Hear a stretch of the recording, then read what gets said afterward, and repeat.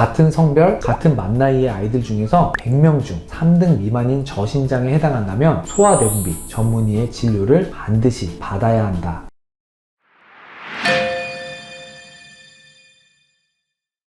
안녕하세요. 소아내분비 전문의 노정기입니다. 아이들의 키를 더 키우는데 도움을 주는 것으로 알려져 있는 성장호르몬 주사에 대해서 한 번쯤은 들어보셨을 것이고, 아이를 키우는 부모님들이시라면 이미 많은 관심 가지고 계실 겁니다. 성장호르몬 치료에 대해 본격적으로 알아보기에 앞서 성장호르몬이 우리 몸에서 어떤 역할을 하는지에 대해 아는 것이 중요하겠죠. 그래서 이번 영상을 통해 살아가는 데 있어 꼭 필요한 호르몬 중 하나인 성장호르몬이란 무엇이고, 우리 몸에서 어떤 역할을 하는지, 그리고 성장호르몬이 결핍되는 경우 이로 인해 어떠한 문제가 발생할 수 있는지에 대해 알아보도록 하겠습니다.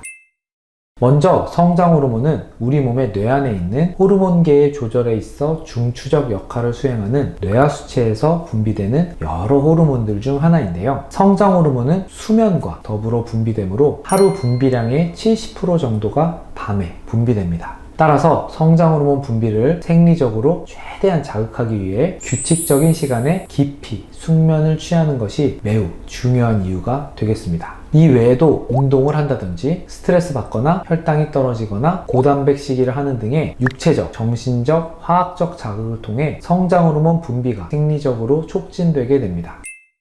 그렇다면 성장호르몬이 우리 몸에서 담당하는 역할은 무엇일까요? 먼저 가장 많이 알려진 것으로 성장호르몬 자체적으로, 그리고 IGF-1이라는 물질의 생성을 통해 성장을 촉진시키는 성장 효과가 있습니다. 특히 사춘기에 성장호르몬 농도가 상승하기 시작하면서 사춘기 급성장을 일으키게 됩니다. 그 외 대사작용을 수행하게 되는데 혈당을 올려주고 단백질 합성을 증가시켜 결과적으로 근육량을 증가시켜주며 지방을 분해하는 효과가 있습니다.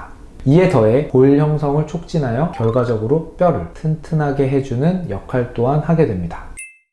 자, 그럼 이처럼 다양한 역할을 하는 성장호르몬이 결핍된다면 어떠한 문제가 발생하게 될까요? 먼저 성장 속도가 감소되고 결과적으로 최종 성인 키가 작아지게 됩니다. 또한 혈당이 떨어지는 저혈당이 잘 오게 됩니다. 그리고 지방이 분해가 안 되다 보니 복부 비만과 함께 근육량이 줄어들고 결과적으로 성인병이라고 불리우는 고지혈증, 당뇨병, 심혈관 질환의 발생률도 증가하게 됩니다. 제가 지금까지 말씀드린 다양한 증상들이 바로 성장호르몬 결핍증으로 인해 나타나는 증상들이 되겠습니다. 성장호르몬 결핍증이란 쉽게 이야기하면 성장호르몬 분비가 정상적인 경우보다 적게 분비되는 질환으로 본인의 유전 키에 비해 최종 성인 키가 작아지게 되고 저혈당 및 복부 비만 등의 문제를 일으키게 되는데, 이에 대한 치료로 지속적인 성장호르몬 주사가 반드시 필요합니다.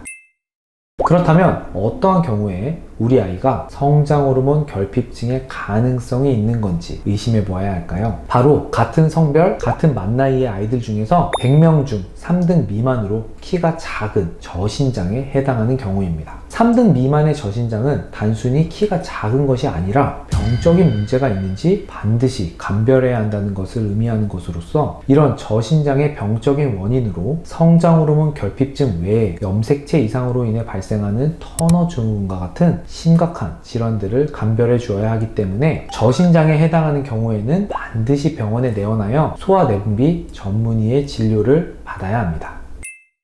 자, 그렇다면 저신장 환자들이 병원에 내원하면 어떠한 과정을 통해 병적인 원인으로 인한 저신장 여부를 확인하게 될까요? 병원에 내원하게 되면 먼저 저신장과 관련된 혈액 검사와 성장판 나이를 측정하게 되는데, 이를 통해 여아의 경우 염색체 이상 여부도 함께 감별하게 됩니다. 검사 결과상 성장호르몬 결핍증이 의심되는 경우 이틀에 걸쳐 시행하는 성장호르몬 자극 검사를 시행하게 됩니다. 성장호르몬 결핍증으로 확진이 되면 머리에 뇌병변이 있는지 확인하기 위해 추가적으로 MRI 검사를 시행하게 되는데, MRI를 포함한 모든 검사가 끝난 후에 본격적으로 치료에 들어가게 됩니다. 치료는 앞서 말씀드렸듯이 성장호르몬을 주사를 통해 보충해 주는 것입니다. 많이들 걱정하시는 성장호르몬 치료와 관련된 부작용은 간단히 말씀드리면, 먼저 우려할 만한 심각한 부작용의 발생에 대해서는 아직까지 확실한 인과관계가 확인되지 않았습니다. 드물지만 주사 치료를 시작한 후 초반에 두통이 있을 수 있으나 보통 주사를 맞다 보면 증상이 호전되게 되는데, 만약 지속되는 경우에는 주치의 선생님의 진료를 통해 이상 여부를 확인하는 것이 필요하겠습니다.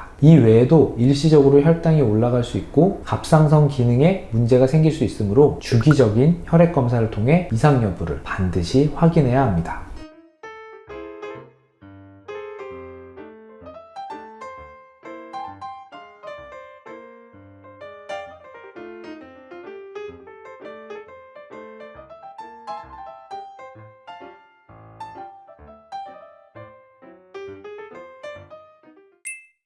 지금까지 성장호르몬의 역할과 성장호르몬 결핍증의 증상, 진단 및 치료에 대해 알아보았습니다. 이번 영상의 핵심 메시지는 검진상 아이의 키가 100명 중 3등 미만인 저신장에 해당한다면 병원에 내원하여 병적인 원인을 감별하기 위한 소아내분비 전문의의 진료를 반드시 받아야 한다로 정리할 수 있겠습니다.